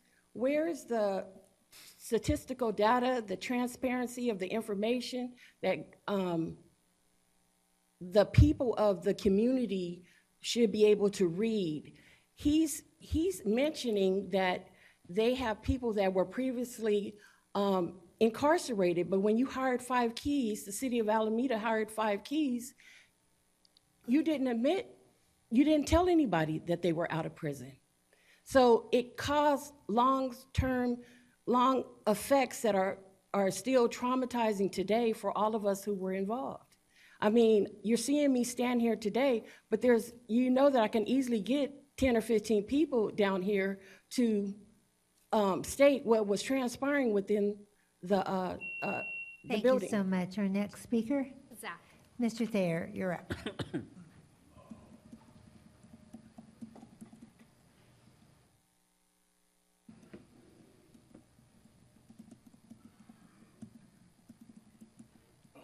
Let's do it this way. In view of the grant deviation, ID number 4318190, you will indicate an application against indemnity in the Department of Interior. I'll be taking the Department of Urban Housing. Excuse me, in just a view minute. of the Office of OMB based on procedure regressment. In view of interagency application, I will be asking the Alameda City College to look at that as magisterial and postdoctoral. We'll be looking at OASIS as an expansion and then bringing in another program on that in the building that was burnt on purpose by Model. When that is wondered as acts of leadership, we do have recordings, and we'd even go after household members, their homes, if we have to get our point across. The interagency application, there was 9 other locations for the original bid for Dignity Village. The argument, Urban Alchemy was originally supposed to be a partnership with your Health and Human Service Agency for part-time work or work study grant under the AmeriCorps for collective housing. The fact that the tiny house, the shed program, was not identified in view of the state, in view of Model under HR 5862 again, which was challenged based on cost of living and the view to domiciling. There is, again, what I stated earlier, for that level of negligence, for the view to tectonic plate shift, or the ability of active leadership. For the gross malice and intentional negligence, I ask that this agency be looked at specifically under the Sunshine Act across the United States, and I would even say it as a Congressional Medal recipient, that it be looked at from allocation of funds in every appellate based on the Sunshine and Bain Act. Their logo is the understanding of the same thing this is in Austrian. Tell all the Moldovians, go enjoy themselves. Hezbollah court is in session isn't real. Any Walish or Macedonian citizens. Oh, I forgot the compliance. Thank you. Thank you. Our next speaker. Karen Zeltzer. Welcome, Speaker Zeltzer. Remote, correct? I don't see her. Hello. Yes. Can you hear me? We sure can. Hi. Okay, hi. This is Karen Zeltzer, Division Director of Crisis Services at Alameda Family Services. Madam Mayor, City Council members, and City staff, thank you for considering the opportunity for Alameda Family Services to continue supporting Alameda residents who are experiencing homelessness, as well as individuals recently housed in transitional housing. We have seen directly the benefits of having a supportive therapist on site, able to be accessed as needed when needed, and the benefits to having mental health consultation available to staff. Housing support and mental health support truly need to be in partnership to create lasting stabilization.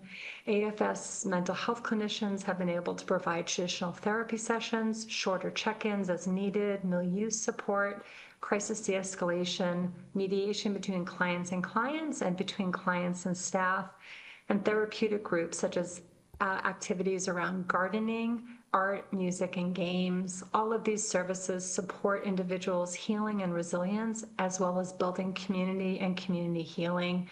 We respectfully ask that the contracts with Alameda Family Services be approved so that AFS therapists can continue supporting our clients, our community, and our partnerships with the other unhoused service providers and HHS. Thank you very much for your consideration. Thank you so much. Our next speaker. That was our last. Okay, with that, we will close public comment on 7C, D, and E. And we will, so again, we're going to do 3 separate motions on each of these contracts, but we can do our comments on all 3 of them together. Let's start on my left. Any comments over here? Yes, Councilmember Daysog. Thank you very much. So more of a question and clarification / confirmation. So in each of the agreements, they basically share the same Section 1 term. And I just want to clarify that what the second paragraph reads, the parties may agree to extend the term of this agreement for an additional number of years, depending on the different agreements. Any extensions shall be documented in a signed amendment. In the event that the parties agree to extend the agreement, all provisions of the agreement shall remain unchanged.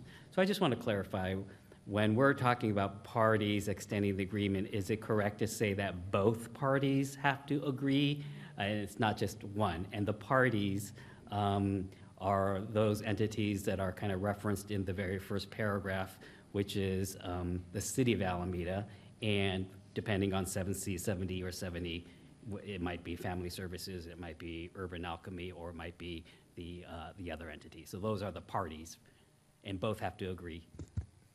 Councilmember, that is correct. Great, well, thank you. And I'm asking that because in the event something goes wrong, you know, we hope nothing goes wrong, but in the event something goes wrong, I do believe that what I see in front of me providing the city council and city staff safeguards to deal with situations as they unfortunately might arise. There is some desire potentially to change some of that language in the sense of bringing it to city council. I don't mind, you know, I don't mind, that's fine too. But from what I can tell, I think the safeguards are in place. Thank you. Other comments, Councilmember Bullard? Okay, Vice Mayor Pryor. I also have a quick question and a comment. So when the extensions come up, do they just get put on the consent calendar, or do they just get executed? So, Madam Vice Mayor, in the current staff report, recommendation is that you're delegating fully that authority to the city manager. If you would like it to come back on consent, you can direct that tonight for staff to obviously change the agreement, or just give direction to staff to provide you with a memo prior to execution. Council has wide-ranging authority to sort of change the latitude of your delegation. Okay. I don't have a strong opinion either way. I just thought the mayor brought up a really good point about, you know, having a new city manager, and then it just, and, you know, the reason to go forward with an extension, you know, things are I mean, this is a complex issue, you're right, we're gonna have some flexibility and innovation. You know, I absolutely trust staff, but then I'm like, what if Simone, you know, somebody kidnaps her and takes her away to a different city or something, you know, like, we'll be so sad. But, you know, I just thought for us or for the city to have something consistent, that's all. It just got me thinking just about having, you know, turnover in a city, just for us to have something consistent with our vendors. You know, I appreciate you I appreciate you for a lot of reasons, Vice Mayor, but thank you for bringing that up. I actually would like extensions to come back on the consent calendar for a number of reasons, and it has nothing to do with our very competent staff. However, these are large dollar amounts, a lot of public money we're spending. There is also community concern because some of these facilities are in residential neighborhoods, say out at Alameda Point where our big whites are. And we do hear from the residents from time to time, and problems come up. I mean, these are complex situations. We're absolutely doing the right thing. I'm proud of our city for doing this.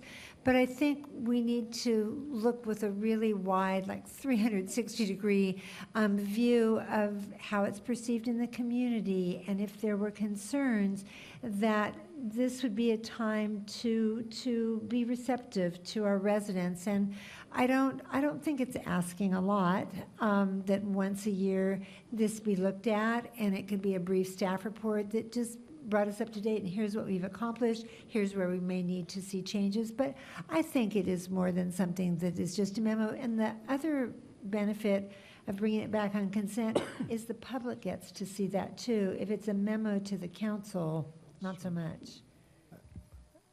City Attorney Shan, yes. Yes, Madam Mayor. If that is the council's direction, I would recommend changing the second sentence of the second paragraph in section 1.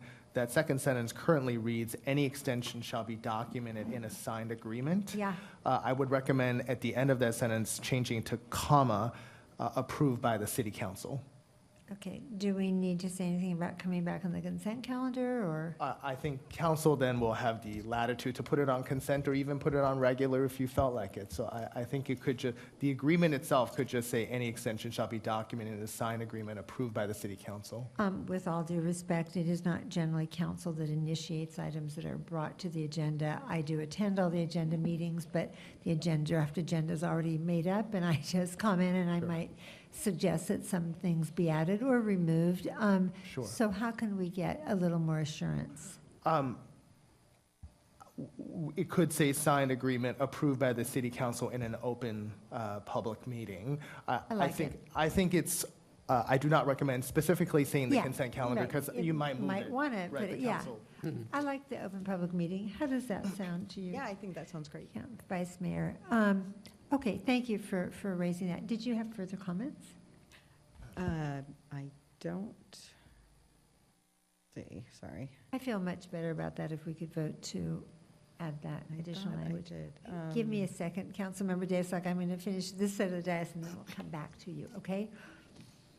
I really liked hearing about, like when Alchemy was up, just talking about not, just doing everything with love and dignity, but what really struck me is just the safety, people being able to leave their cars, or if they are sleeping in their cars, just people being there 24 hours. And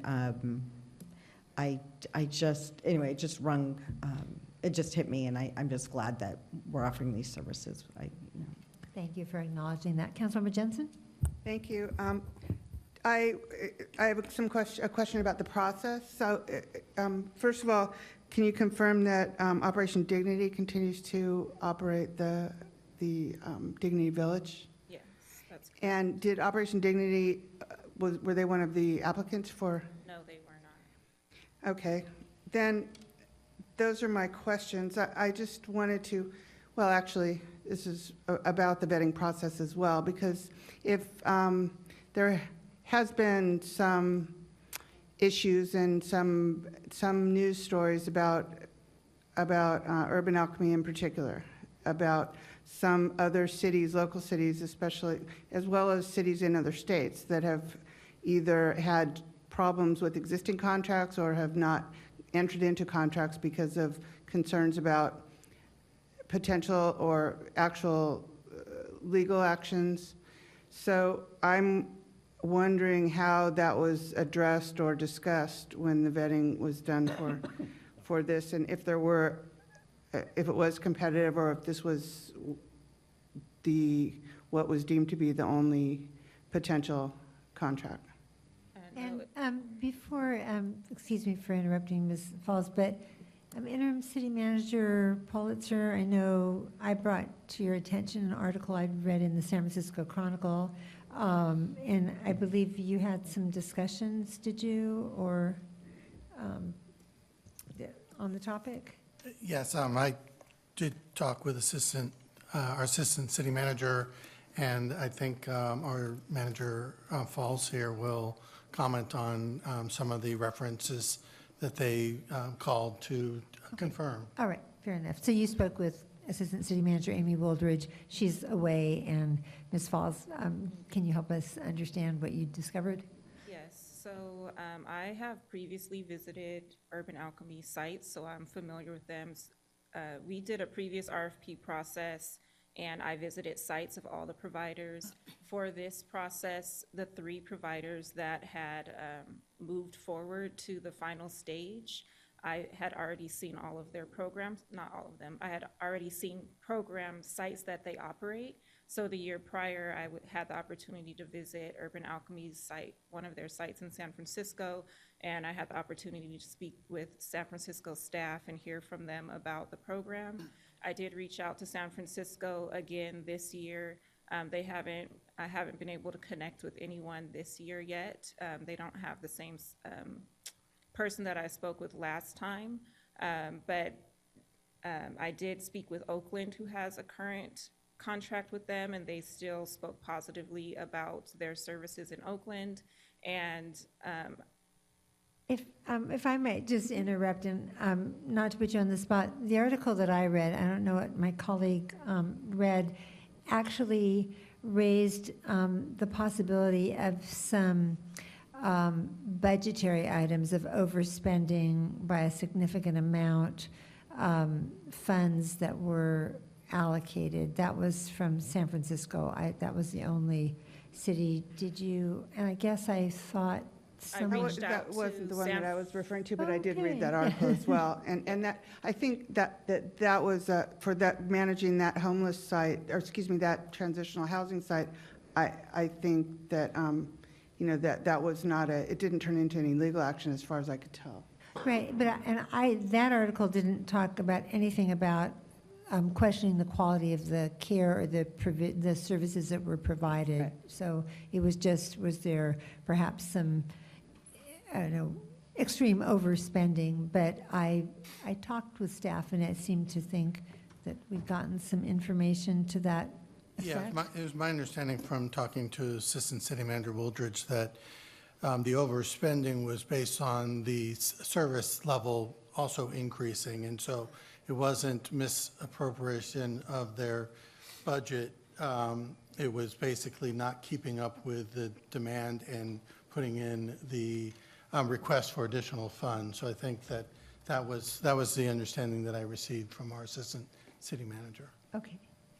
Okay, so anything further to add, or That wasn't, Jensen? actually, the article that I was referring to was an article about the homeless outreach services in Sausalito, and that article referred to 6 lawsuits and a potential class action suit alleging labor violations. So that was what I was wondering if there had been any review, or if that had come up during the vetting process. That's the first time I've heard of that article. I'm not familiar with it.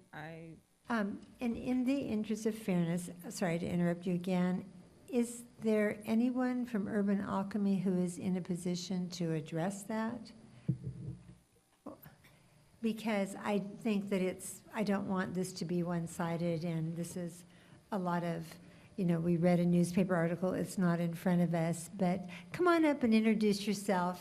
Hello. Hi. My name is Melik Toda. I'm the CFO of Urban Alchemy. Perfect. Thank you so much for allowing us to speak on this topic. And I'll just first say that there definitely have been a few articles out, and I'll say that there's been misinformation that has been published, and the article specifically, I'll address both if that's okay. The Chronicle article, as soon as it was issued, we contacted the reporter, letting them know that it was incorrect. We were on the phone with him for a good hour. He changed the information in the article. It was online, and it was edited and reposted. But unfortunately, the AP press had already picked up the original article that mentioned $800,000 in overspending. So that was absolutely incorrect. There was a memo that the analyst had given the Board of Supervisors that spoke to an $800,000 number, but it was not an overspend at all. The overspend was $360,000. And that was, as Adam Pulitzer mentioned, that it was related solely to the fact that we had been requested to add 30 additional guests to our shelter, and we had not received commensurate funding. We had asked for it since the beginning of the news, where we were requested to add these guests. And so in the end, they gave us the funding. And so I'm not sure that was clear at all, but we spent exactly what they gave us at the end. We did not go over at all. So just to clarify that. But there was a request for that funding, and that was what was before the Board of Supervisors at that point in time, and it was approved. And what about the allegations of litigation related to some labor issues? So there's probably a couple things there, but the one in Sausalito was recently completely dismissed by the judge. So that was, in our opinion, complete falsification. There was no substance to it whatsoever, so there is no legal claim. And that unfortunately happens, the news will pick up something and it will get very sensationalized. And, it took us many years to get through that, but finally it was just thrown out because there wasn't enough substance to it at all. We have been subject to PAGA lawsuits. like many other. Would you translate that? PAGA, what does that stand for? It's like a personal attorney. Anyone know what that is? The GA? City attorney, do we know what PAGA is? It's the, yeah. They're private attorney general lawsuits. Oh, got it, yes. Right. Yes, yes. And so that's been new, legislation that's been around for a few years now. And there have been many California agencies that have been subject to these PAGA lawsuits that stack penalties, and they can form class action suits from very small infractions. And so it's also, if you do end up litigating one of those and you are found even 1% guilty of infraction, you pay all of your attorney fees and all of the plaintiff's attorney fees as well. So it can be quite challenging to take something like that to court. And so we decided to settle one recently, even though we felt very strongly and our attorneys recommended that we could probably fight it and win a class suit, but we wouldn't necessarily win 100% of the PAGA claims, which is very hard to prove. So we have had that, but our timekeeping practices are quite advanced now. We use a Paycom system, and we have geofencing technology that helps us track time. So I think, we've really made a lot of advancements in that. And our attorney specifically said he'd never seen an organization as strong in terms of our internal controls and payroll and time as ours. So I think we're really proud of the progress we've made there. Thank you so much for the information. I'm glad you're in the room. And what I would say to my colleagues and to you is your answers have satisfied me. I think it's yet another reason, you can sit down, thank you. Thank you so much. Thank you for being here.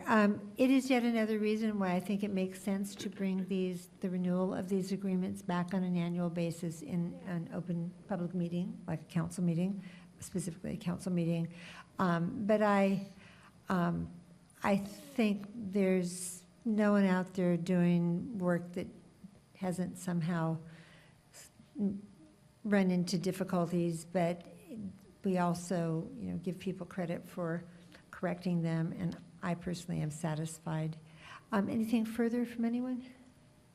No. Oh, yeah, Councilor Yes, Days, sorry. another clarifying question. So the source of funding, based upon reading the reports, is ARPA funding. We're supposed to either use it or make contracts by December 31st, 2026, based upon the staff reports for each items. So the question I have is, would ARPA funding also be available for in the event extensions occur? How does that work? Oh, yes. So the funding is a mixture of ARPA and general fund, so the extensions would be with the general fund unless we are able to identify a new funding source. I see. Okay. Well, thank you. That's How much ARPA funds do we have left? I don't have that off the top of my head, but I can share, Let's I can share out the what's exact that. number. Yeah. I'm delighted to know that there's still some left because we've done quite a bit with our ARPA funds, including building Dignity Village. Okay, anything further? All right, thank you so much, Ms. Falls. Thank you. All right, council, I hope we have, well, let's start with item 7C. So Madam Clerk, just paraphrase, this is the one with, Alameda Family Services for the therapeutic services at Dignity Village. all right, do I have a motion and a second to approve this, to authorize the city? Was that you, Councilmember Jensen?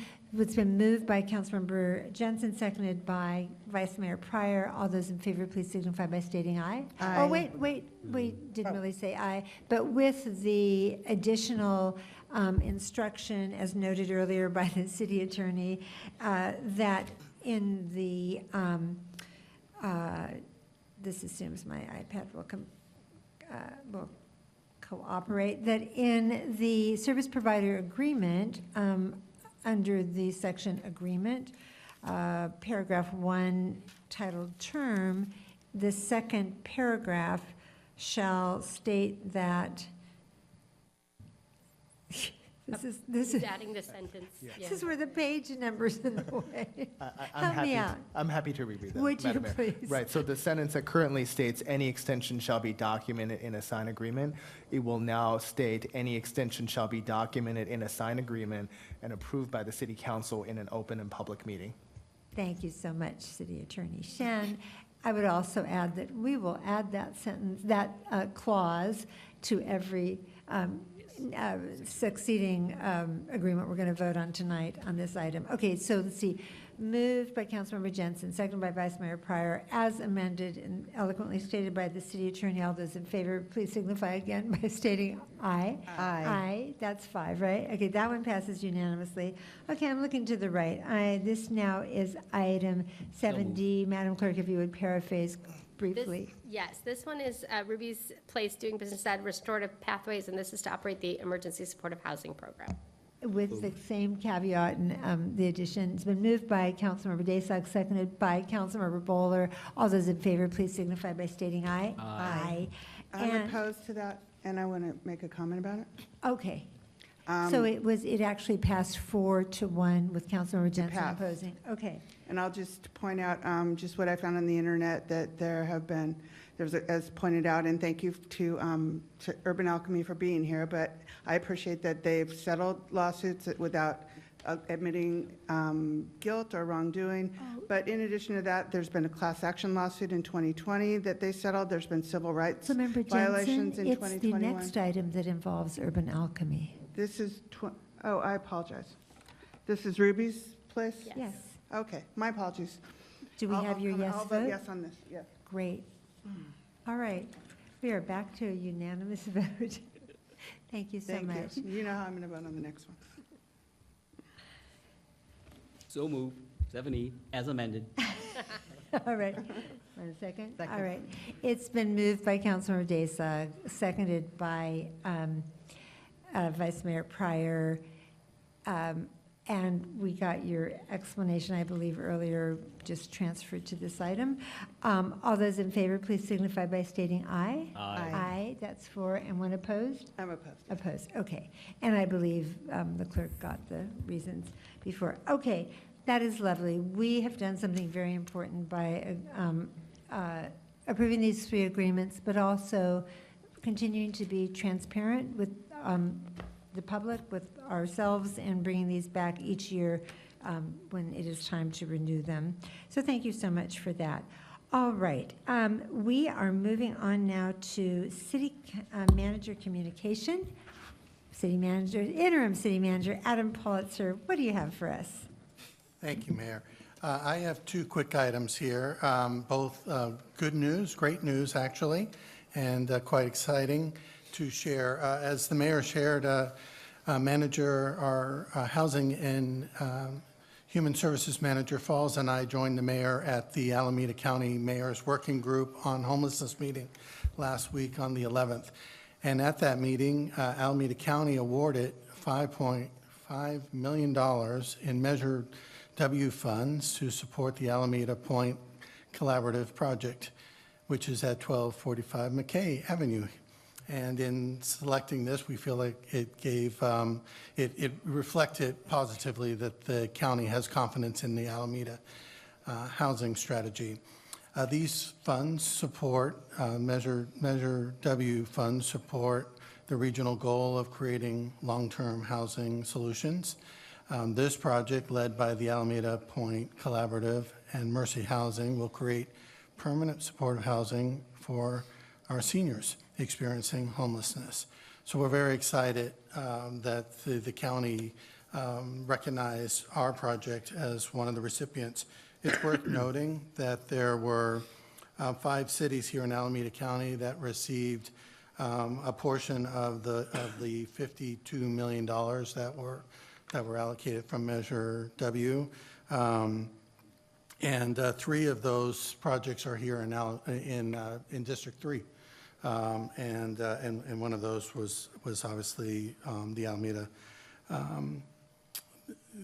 Point Collaborative. So very exciting, and big kudos to our staff and for the council for their support. The other announcement came the next day, and something personal to me, as you all received from our communications director. The Australian national team selected Alameda to be its home base. And so it was announced that the Alameda Oakland Roots and the Oakland Soul training facility has been selected as the official World Cup base camp for training for the Australian national team, the Socceroos, which is going to be a lot of fun for our community. We look forward to welcoming the team and their fans to the island. Their island's a little larger there in Australia than ours. One island to another. But I'm sure the island life will be living large here with the Aussies joining us. Worth noting, this is the top tier teams get to select their location, so we were chosen. We were their top choice. And this isn't the first time that Australia's been in the World Cup. This is actually their 6th time. And so they are a top-tier team. They'll have 3 games here on the West Coast, so they'll be training here, and their games starting in June. They'll start up in Vancouver, and they'll make their way down to Seattle, where they'll play the U.S. That'll be a big game when they're playing Seattle, playing in Seattle on June 19th. And then they'll have a local game here in the Bay Area in Santa Clara later in the month on June 25th. So we're very excited to have them joining our team. Many of you may not know this, but my mother is Australian. I'm a dual citizen. And so I was fingers crossed, my whole family were fingers crossed that the Aussies were coming to Alameda. And so when that announcement came out, I'm getting goosebumps right now. So stay tuned. Come back to our website. Yeah. I'm sure there'll be lots of announcements going forward in the next month or so about events and activities.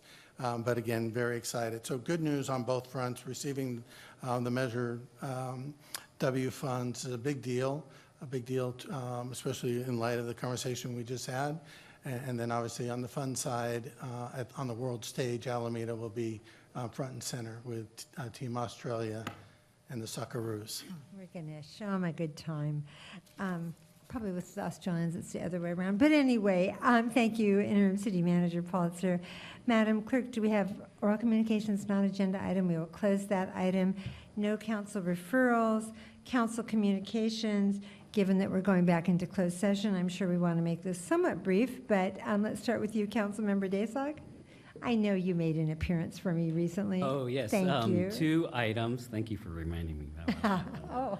Oh. I attended the Coast Guard Island, the enlisted person of the quarter, as well as the civilian employee staff member of the quarter on Coast Guard Island, gave certificates to the 2 individuals on behalf of the mayor and the city council. So that was a lot of fun. That was last week on Thursday.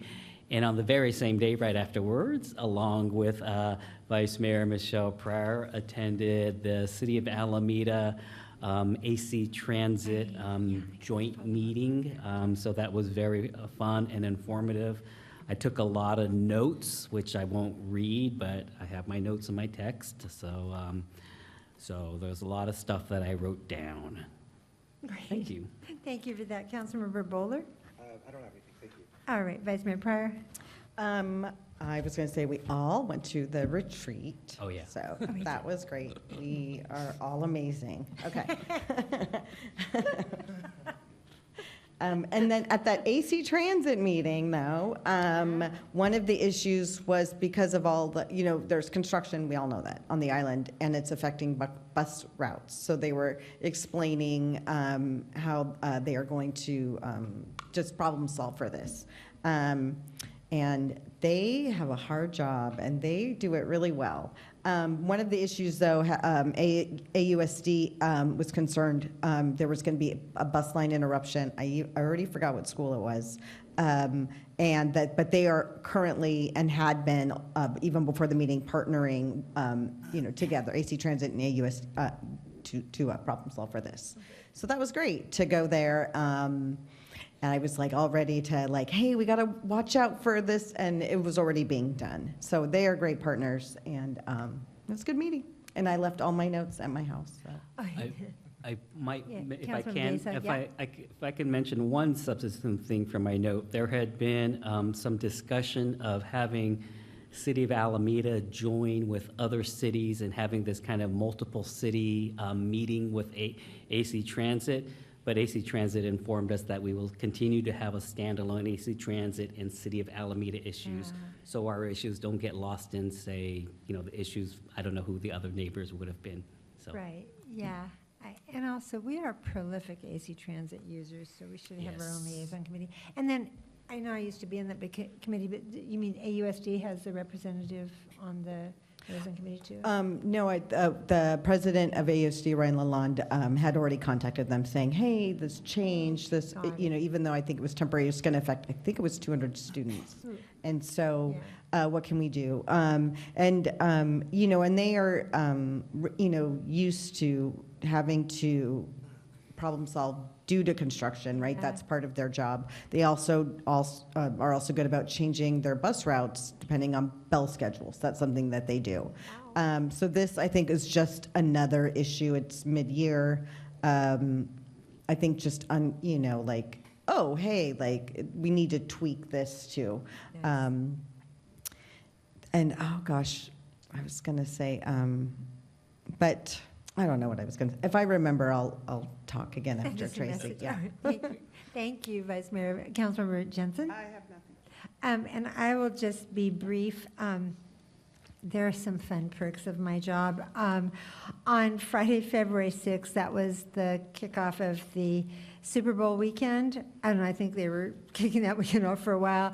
I got a lovely invitation from Gold Bar Whiskey and Distillery out at Alameda Point. Would I like to come and welcome the crowd and introduce this fellow who really needs no introduction? His name is Joe Montana. But Joe Montana was here in Alameda on Friday the 6th, and looking out at that crowd of red and white and gold jerseys, you would have thought the 49ers were in the Super Bowl. But he couldn't have been more gracious, and I was so happy to tell him, well, that my father was like practically a lifelong Joe Montana. Well, not Joe Montana, the 49ers, back when they played at Kezar, and later Joe Montana in the Bill Walsh years and all that. But I also told Joe Montana that as a mayor and as a mom, what I really appreciated was what a great role model he has continued to be all these years for young people. So that's huge. And then as I was leaving that event, Elliot Gillespie, the president of Gold Bar, and a couple of folks said, oh, Mayor, can we walk you out? We have a request. And I just want to throw out kudos to staff, because there's this influencer who I will confess I hadn't heard of, but many had, especially if you have children of a certain generation. There's an influencer named Mr. Beast, and he was wanting to land his helicopter at Gold Bar Whiskey on Super Bowl Sunday and give out some amazing swag that he gives out, like cars and such. And could I help them get permission? And it's like 2 o'clock or after 2 on a Friday, and I'm thinking, oh boy. But I said, okay, you got to cut me loose, because I got to go make a couple of texts and phone calls. Long story short, working Friday afternoon into the evening, the amazing Base Reuse and Economic Development Director, Abby Thorne-Lyman, but the city attorney's office, the finance department, the fire department, the city manager, and even the library, I'll give you the backstory on that, all got into getting that license put together and paid for. That was where the library came in. They were the only folks in the city open who could accept credit card payments, but they had a maximum amount they could accept, so they just had to keep running that card. Anyway, that was Team Alameda in action, and it was very well received, and it's just kind of exciting to see all these happy people coming out. There were kids' events. I did not go, but I saw the pictures, and but I know some of our staff brought their kids, and so anyway, good for Alameda. I want to switch gears just a little, and I want to honor someone who is retiring at the end of this month, and she is going to be missed. That would be Irma Reyes Glidden, who has been, what has her title been? Assistant City Clerk. She, you know, Irma has worked for the city of Alameda since 1997. She and her family, she was with a Navy family. Irma, I believe, was born in the Philippines, and her dad was in the Navy. And so from the Philippines, the family was transferred very logically to Alaska. And I remember when she was telling me this story, I said, in the Philippines, did you even have a warm coat? And she said, nope, we were so cold, and but they were there for a while, but then they got transferred to Pearl Harbor. Wouldn't that have been the more logical, anyway. And then from Pearl Harbor, her family moved to Naval Air Station Alameda, and she graduated from Ensenada High School in the same class as Councilmember Tony Daysog. She went to work for the Bureau of Electricity, which it was called at the time, it's now Alameda Municipal Power, of course, AMP.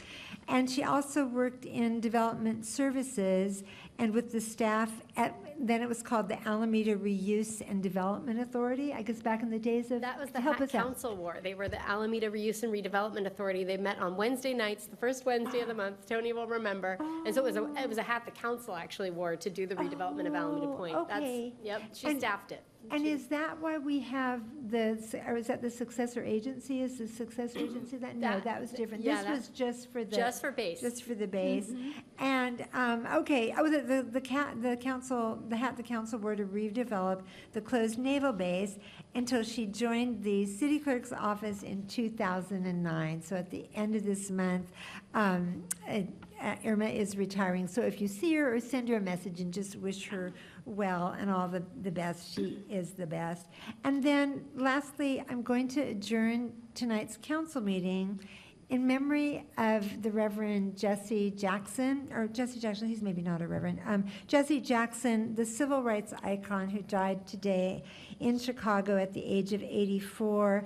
But if you've listened to any of the news stories about him, and in my lifetime I did have the honor and privilege of once meeting him, he not only was a civil rights leader, a protege of the Reverend Martin Luther King Jr., went to college in North Carolina, got active in the student sit-ins at the school counter, the lunch counters that excluded black people, went on to work with the Reverend Martin Luther King Jr., was actually present in Memphis on the balcony when Reverend Martin Luther King Jr. was assassinated. But not only was he, and ran for president twice in the 1980s and really paved the way for a fellow named Barack Obama to run and win, but throughout his career in civil rights, it wasn't just African Americans that he advocated for and supported. It was coal miners in Appalachia. It was students in slums in Nigeria. It was his vision, his reach. The Rainbow Coalition was wide. The world is a better place because Jesse Jackson lived here for 84 years and was very active for most of those years. So we will adjourn this meeting in his memory and in his honor. Thank you. Well, we're not really adjourning. That will be in case anyone's left by the time we come back. We will resume because we, the council, are returning to closed session to hear what's said, Madam Clerk. Yeah, it's labor negotiations for Alameda Fire Chiefs And you Association. announced that at the beginning, didn't you? Okay. Council, would you like a break until 9:30? It's 9:24. Does that work for you? Okay, let's be back in our seats at 9:24. Hopefully it won't take too long.